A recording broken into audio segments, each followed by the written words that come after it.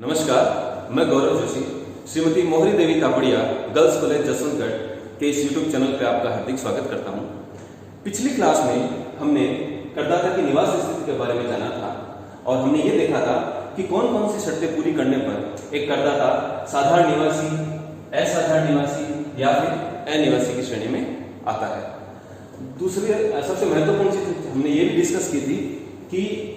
कर निर्धारण के लिए या फिर करदाता की आय का क्षेत्र निर्धारित करने के लिए करदाता की निवास स्थिति जानना बहुत जरूरी है।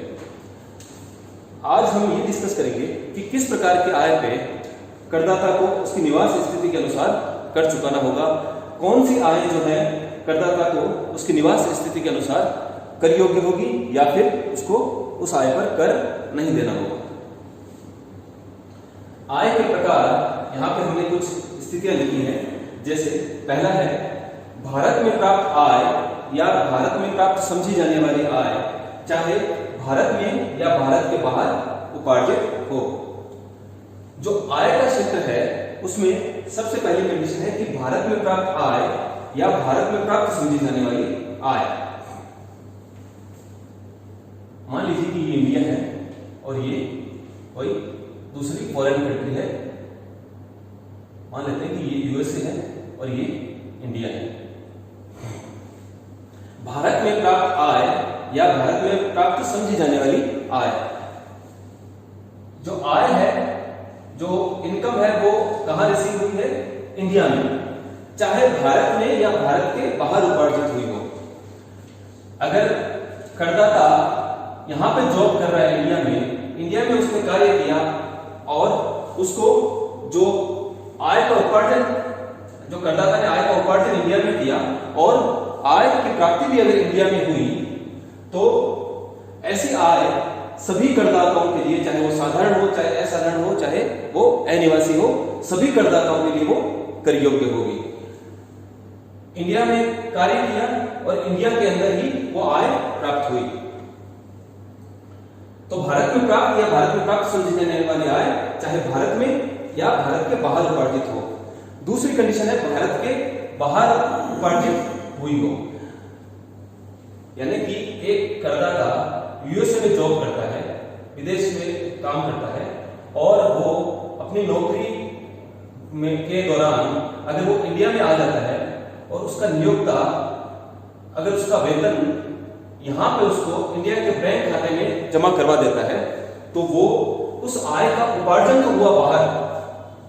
वो नौकरी तो कर रहा है बाहर, लेकिन अगर नौकरी के दौरान अगर वो भारत आता है और उसी दौरान जब वो भारत में था तो उसके नियोक्ता ने, उसके एम्प्लॉयर ने वो उसकी जो सैलरी थी, जो उसका वेतन था, वो भारत के बैंक खाते में जमा करवा दिया, तो ऐसी आय भारत के बाहर उपार्जित मानी जाएगी। उसने कार्य तो यहाँ पे किया, अपना जॉब यहाँ पे किया भारत के बाहर, उपार्जन तो यहाँ पे किया आय का, लेकिन प्राप्त हुई भारत में उस आय को प्राप्त किया। तो ऐसी आय में भी चाहे ऐसा करदाता साधारण निवासी हो, असाधारण निवासी हो या फिर अनिवासी हो, इन तीनों को भी ऐसी स्थिति में उस आय पर कर चुकाना होगा। यहां पे हमने बात कर ली भारत में प्राप्त आय भारत में प्राप्त हुई, चाहे उसका उपार्जन भारत में हुआ, भारत में नौकरी करके और भारत में ही प्राप्त की हो, चाहे करदाता ने भारत के बाहर नौकरी की हो और आय को भारत में प्राप्त किया हो। कई बार ऐसा होता है कि जो करदाता है वो नौकरी कर रहा है यूएसए में और उस दौरान वो इंडिया आके रह रहा है और जो इसका नियोक्ता है, जो विदेशी नियोक्ता है, जो यूएसए का है, जहां पर वो काम कर रहा है नियोक्ता, उस नियोक्ता ने उस कर्मचारी के, उस करदाता के जो विदेश में जो उसका बैंक खाता है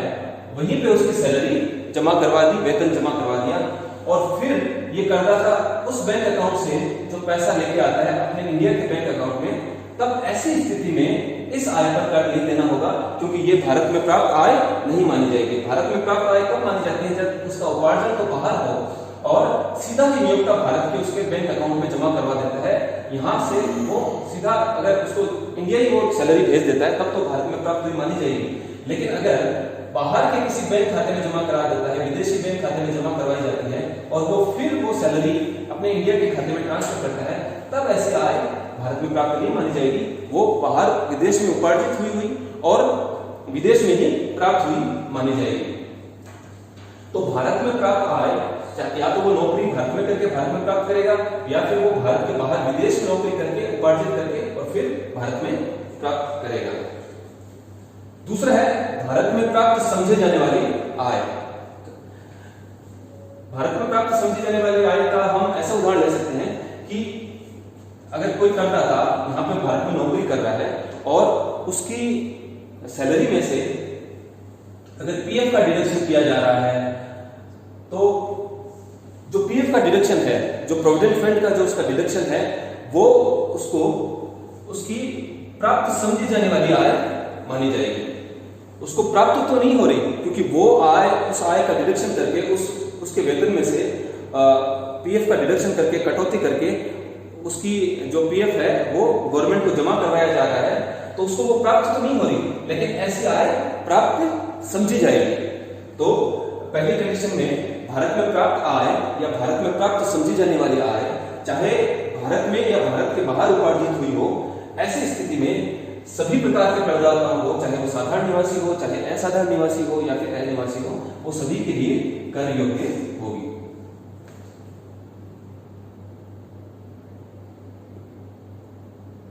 इन तीनों के लिए कर योग्य होगी। दूसरी स्थिति में हम देखेंगे कि भारत में उपार्जित आय या भारत में उपार्जित समझी जाने वाली आय चाहे भारत में या भारत के बाहर प्राप्त हुई हो।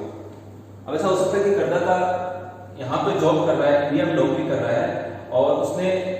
यहीं पे आय प्राप्त कर ली, तो भारत में उपार्जन हुआ और भारत में ही आय प्राप्त हुई।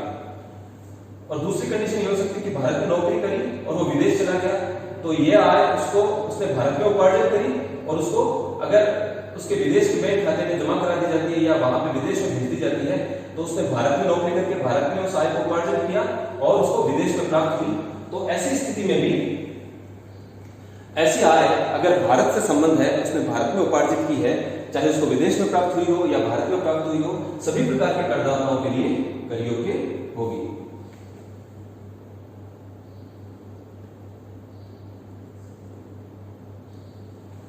अभी तक हमने दो प्रकार की आय देखी, दो कंडीशंस देखी। इन कंडीशंस में हमने ये देखा कि चाहे आय भारत में प्राप्त हुई हो या फिर भारत में उपार्जित हुई हो, ये सभी प्रकार के करदाताओं के लिए कर योग्य होगी। जहां पे आय का संबंध भारत से आ जाता है, जहां पे आय भारत में रह के कमाई गई है या भारत में रहकर प्राप्त की गई है, तो कर देना ही पड़ेगा, चाहे करदाता की निवास स्थिति किसी भी प्रकार की हो, चाहे वो साधारण निवासी हो, चाहे असाधारण निवासी हो या फिर अनिवासी हो। यहाँ पे एक चीज है कि भारत में उपार्जित समझी जाने वाली आय, हमने बात की थी भारत में प्राप्त समझी जाने वाली आय। भारत में प्राप्त समझी जाने वाली आय जैसे हमने बात की थी कि अगर पीएफ का डिडक्शन हो जाता है तो भी अगर वो आय उसको प्राप्त नहीं हुई है, गवर्नमेंट के खाते में जमा करवा दी गई है, तो भी वो आय करदाता को प्राप्त समझी जाएगी। इसी प्रकार भारत में उपार्जित समझी जाने वाली आय ऐसी है कि अगर कोई करदाता बाहर रह रहा है, विदेश में रह रहा है, कोई करदाता अगर विदेश में रहता है और उसका कोई प्रतिनिधि इंडिया में रहता है और विदेशी जो करदाता है जो विदेश में रह रहा है, उसके आदेश के अनुसार या उसके नियंत्रण से अगर उसका प्रतिनिधि कुछ वस्तुओं का क्रय करता है और इंडिया में बेचता है, अगर कोई व्यापार अगर उसका प्रतिनिधि भारत में कर रहा है, तो ऐसी आय जो कि उसके प्रतिनिधि द्वारा कमाई जानी है, वो आय ये जो विदेशी जो व्यक्ति है, जो अनिवासी व्यक्ति है, उसके द्वारा भारत में उपार्जित समझी जाएगी। हालांकि रहता बाहर में है, बाहर विदेश में रहता है, लेकिन इसका प्रतिनिधि इंडिया में रहकर व्यापार कर रहा है और उस व्यापारिक संबंधों के कारण इसका प्रतिनिधि जो आय कमा रहा है वो अनिवासी की आय मानी जाएगी, अनिवासी द्वारा उपार्जित समझी जाएगी। तो ऐसी आय जो भारत में उपार्जित की गई है या भारत में प्राप्त की गई है, चाहे वो करदाता किसी भी श्रेणी में आता हो, साधारण निवासी हो, असाधारण निवासी हो या फिर अनिवासी हो, उनको कर देना ही पड़ेगा, वो आय कर योग्य होगी तीनों प्रकार के करदाताओं के लिए। तीसरी स्थिति है भारत के बाहर उपार्जित तथा प्राप्त आय जो भारत में नियंत्रित व्यापार से अथवा भारत में स्थापित पेशे से हुई हो। अगर कोई करदाता गत वर्ष के दौरान भारत के बाहर रहता है कोई करदाता गत वर्ष के दौरान अगर भारत के बाहर रहता है और वो यहाँ पे कोई इनकम नौकरी करके इनकम कमा रहा है, उपार्जन कर रहा है उसका, या फिर किसी प्रकार की आय उसको वहां पे विदेश में प्राप्त हो रही है, लेकिन ऐसी आय उपार्जित करने का या फिर ऐसी आय प्राप्त करने का संबंध भारत में स्थापित या नियंत्रित किसी व्यापार से है। ये आय का उपार्जन या फिर इस आय की प्राप्ति ऐसे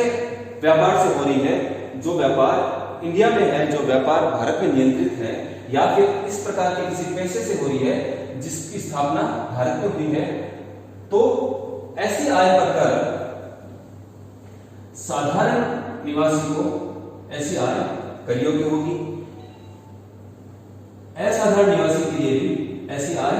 कर योग्य होगी, लेकिन अनिवासी के लिए ऐसी आय कर योग्य नहीं होगी। जो आय वो विदेश में रहकर उपार्जन कर रहा है या विदेश में रहकर प्राप्त कर रहा है, लेकिन ऐसी आय का संबंध भारत में नियंत्रित व्यापार या भारत में स्थापित पेशे से हो, तो ऐसी आय पर केवल साधारण निवासी और असाधारण निवासी को ही कर देना होगा, अनिवासी के लिए वो कर योग्य नहीं होगा। चौथा प्रकार है भारत के बाहर उपार्जित तथा प्राप्त आय जो भारत के बाहर नियंत्रित व्यापार से अथवा भारत के बाहर स्थापित पेशे से हो। अगर करदाता गत वर्ष में भारत के बाहर नौकरी कर रहा है और यहाँ पे नौकरी करके उसने आय का उपार्जन किया है, या फिर भारत के बाहर रहते हुए उसने ऐसी आय प्राप्त की है और इस आय का संबंध भारत के बाहर ही स्थापित किसी पेशे से या फिर भारत के बाहर ही नियंत्रित किसी व्यापार से है, तो ऐसी आय पर कर केवल साधारण निवासी को ही देना है। ये ऐसी आय असाधारण निवासी के लिए और अनिवासी के लिए कर योग्य नहीं होगी। भारत के बाहर ही उपार्जन किया और भारत के बाहर ही आय की प्राप्ति की, और ऐसी आय का संबंध जो भारत के बाहर नियंत्रित व्यापार और भारत के बाहर किसी स्थापित पेशे से है, तो ऐसी आय केवल साधारण निवासी के लिए ही कर योग्य होगी। तो हमने एक चीज ये देखी कि साधारण निवासी को किसी भी स्थिति में नहीं छोड़ा गया है, चाहे वो भारत के अंदर आय को प्राप्त कर रहा है, चाहे वो भारत में आय को उपार्जित कर रहा है, चाहे वो भारत के बाहर आय को प्राप्त कर रहा है या फिर उपार्जित कर रहा है, चाहे उसका संबंध भारत के बाहर स्थापित किसी व्यापार या पेशे से है, चाहे भारत में स्थापित किसी व्यापार या पेशे से है, किसी भी स्थिति में साधारण निवासी को नहीं छूट मिली है। साधारण निवासी को हर प्रकार की आय पर कर देना होगा, सभी आय इसके लिए कर योग्य है। एक प्रैक्टिकल क्वेश्चन करके देखते हैं।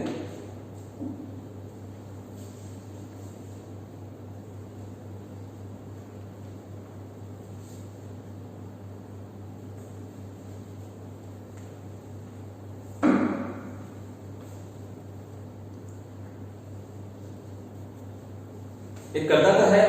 श्री अग्रवाल, उसके आय के संबंध में, पिछले वर्ष के आय के संबंध में, 2018-19 की आय के संबंध में कुछ विवरण है।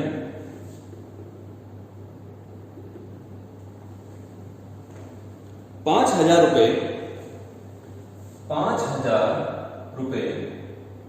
भारत में प्राप्त हुए जो बांग्लादेश में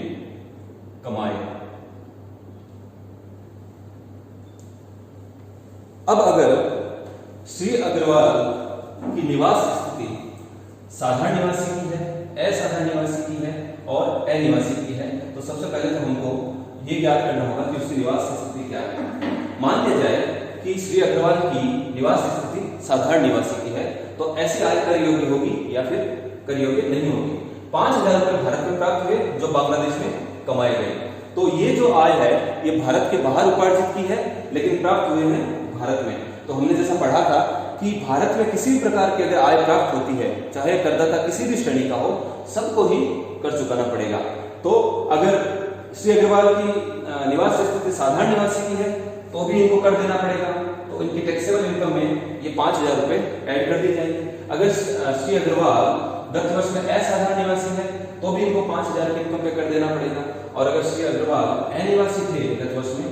तो भी उनको इन 5,000 रुपये कर चुकाना पड़ेगा। ये 5,000 रुपये उनके लिए टैक्सेबल है, क्योंकि ये जो इनकम है ये भारत में प्राप्त हुई है, चाहे इसका उपार्जन भारत में हो या भारत के बाहर हुआ हो। दूसरा है 10,000 रुपये श्रीलंका में प्राप्त हुए, किंतु भारत में कमाए गए। दूसरी स्थिति में जहां पर 10,000 रुपये श्रीलंका में प्राप्त हुए हैं किंतु भारत में कमाए गए, हमने ये पढ़ा था कि अगर आय भारत में उपार्जित हुई है या भारत में उपार्जित समझी गई है, अब चाहे ऐसी आय विदेश में या भारत में कहीं भी प्राप्त हो, वो टैक्सेबल होगी सभी प्रकार के करदाताओं के लिए, क्योंकि भारत में कमाए गए हैं, भारत में वो आय उपार्जित की गई है। तो अगर भारत में वो आय उपार्जित की गई है, उस आय का संबंध भारत से है, तो करदाता को टैक्स देना पड़ेगा, चाहे वो साधारण निवासी हो, चाहे वो असाधारण निवासी हो या फिर अनिवासी हो। तो ऐसी आय जो श्रीलंका में प्राप्त हुई है, विदेश में प्राप्त हुई है 10,000 रुपये, और लेकिन कमाई थी वो भारत में, तो ऐसी आय पर चाहे श्री अग्रवाल किसी भी श्रेणी में आए, उनको कर चुकाना पड़ेगा। तो ये तीनों ही स्थितियों में श्री अग्रवाल के लिए कर योग्य आय होगी। तीसरी स्थिति है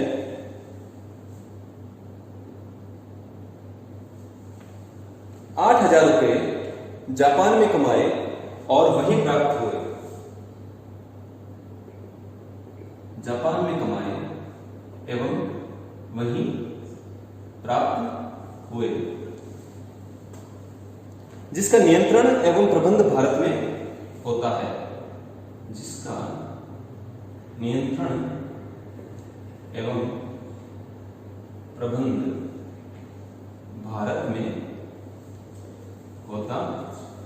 था। जापान में व्यापार से कमाए 8,000 रुपये जापान में व्यापार से कमाए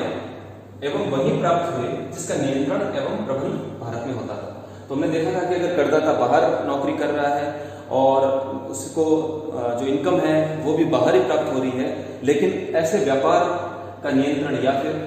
ऐसे पेशा अगर इंडिया में स्थापित किया हुआ है, तो ऐसी आय पर साधारण निवासी और असाधारण निवासी को कर देना होगा, अनिवासी को कर नहीं चुकाना पड़ेगा, क्योंकि वो विदेश में रहकर अगर विदेश में ही आय प्राप्त की जाती है, वहीं कमाई जाती है, वहीं उपार्जन हुआ है और विदेश में ही प्राप्त हुई है, तो ऐसे आय पर अनिवासी की स्थिति में अनिवासी को कर नहीं देना पड़ेगा। अगर श्री अग्रवाल अनिवासी हैं तो उनको कर नहीं चुकाना पड़ेगा, लेकिन अगर श्री अग्रवाल साधारण निवासी या फिर असाधारण निवासी की स्थिति में आते हैं तो उनको इस इनकम पे कर चुकाना पड़ेगा, क्योंकि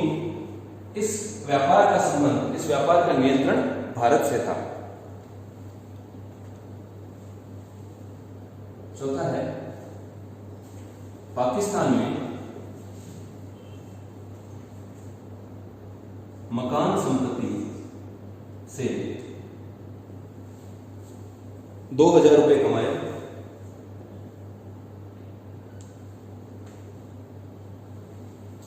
जिसे वही एक बैंक खाते में जमा करवा दिया। अब श्री अग्रवाल की पाकिस्तान में एक संपत्ति थी और उस मकान संपत्ति से उन्होंने 2,000 रुपये कमाए और वहीं बैंक में जमा करवा दिया। तो हमने जैसा डिस्कस किया था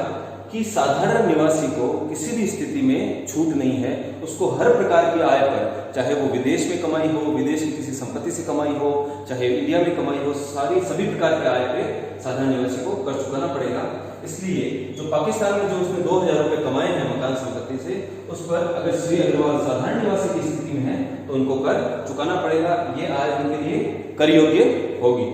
अगर श्री अग्रवाल असाधारण निवासी की स्थिति में है तो ऐसे आय पर उनको कर नहीं देना होगा, और अगर अनिवासी की स्थिति में है तो भी उनको इस इनकम पे कर नहीं चुकाना पड़ेगा। 6,000 रुपये इंग्लैंड में कमाए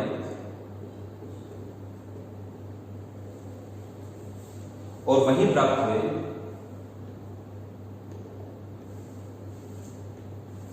वही प्राप्त हुए, उसमें से 4,000 रुपये भारत लाए गए। देखिए, इंग्लैंड में 4,000 रुपये कमाए हैं और वही प्राप्त हुए हैं। तो हमने बात की थी कि साधारण निवासी को किसी भी स्थिति में छूट नहीं है। तो अगर श्री अग्रवाल साधारण निवासी की स्थिति में है तो उन्होंने इंग्लैंड में 6,000 रुपये कमाए और वहीं प्राप्त किए, तो उनको पूरे के पूरे 6,000 पर कर चुकाना पड़ेगा। आगे लिखा हुआ है उसमें से 4,000 रुपये भारत लाए। ये बात महत्वहीन है, इस बात का कोई फर्क नहीं पड़ता कि उन्होंने भारत में कितने पैसे लेके आए। अगर वो पैसे लेकर भी नहीं आते, अगर 4,000 रुपये, तो भी उनको पूरे के पूरे 6,000 पर टैक्स देना पड़ता। इसलिए यहाँ पे अगर श्री अग्रवाल साधारण निवासी हैं तो उनको इस 6,000 पर टैक्स देना पड़ेगा, चाहे उन्होंने विदेश में कमाए होंगे और विदेश में ही प्राप्त किए होंगे। लेकिन अगर विदेश में कमाए और विदेश में ही प्राप्त किए, और यहाँ पे ऐसा कुछ नहीं दिया हुआ है कि इस व्यापार का संबंध या इस पैसे का संबंध कहाँ से था, ये पैसा कहाँ पे स्थापित था या व्यापार कहाँ से नियंत्रित था, तो हम ऐसा मानेंगे कि ये बाहर ही इन्होंने कमाए हैं, बाहर के किसी व्यापार से ही कमाए हैं। तो इस स्थिति में असाधारण निवासी और अनिवासी को टैक्स नहीं देना होता। अगर श्री अग्रवाल असाधारण निवासी हैं या फिर अनिवासी हैं तो उनको टैक्स नहीं चुकाना पड़ेगा, लेकिन साधारण निवासी की स्थिति में उनको टैक्स देना पड़ेगा। ये 6,000 रुपये उनके लिए कर योग्य होंगे। अगली स्थिति देखते हैं। 4,000 रुपये की 1990 में अर्जित विदेशी आय जो गत वर्ष भारत में लाई गई। कोई भी विदेशी आय जो पिछले गत वर्षों में कमाई गई है और गत वर्ष में भारत में लाई गई है, ऐसी आय पर किसी भी करदाता को, चाहे वो साधारण निवासी हो या फिर असाधारण निवासी हो या फिर अनिवासी हो, किसी भी प्रकार के करदाता को इस इनकम पे कर नहीं चुकाना होता। क्योंकि जो आय विदेश में अर्जित की गई है उस इनकम पे उसी गत वर्ष साधारण निवासी द्वारा तो कर चुका दिया गया होगा, और जो असाधारण निवासी या फिर अनिवासी है उन पर कर नहीं लगता। विदेश में अर्जित की हुई या विदेश में प्राप्त की हुई आय पर गत वर्ष में असाधारण निवासी और निवासी को तो कर चुकाना होता नहीं है, लेकिन